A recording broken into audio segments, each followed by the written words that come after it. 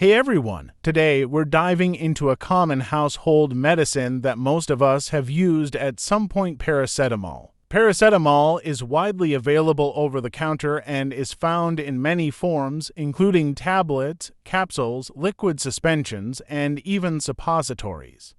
It's used to treat a variety of conditions, from headaches and muscle aches to arthritis and fevers. So, how does paracetamol work? When you take paracetamol, it's absorbed into your bloodstream and travels to your brain.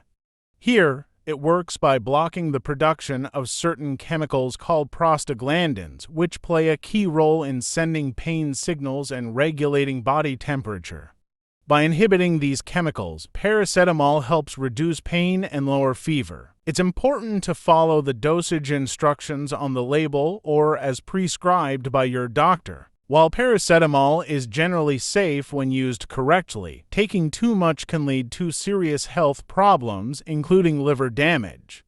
Signs of an overdose can include nausea, vomiting, sweating, and confusion.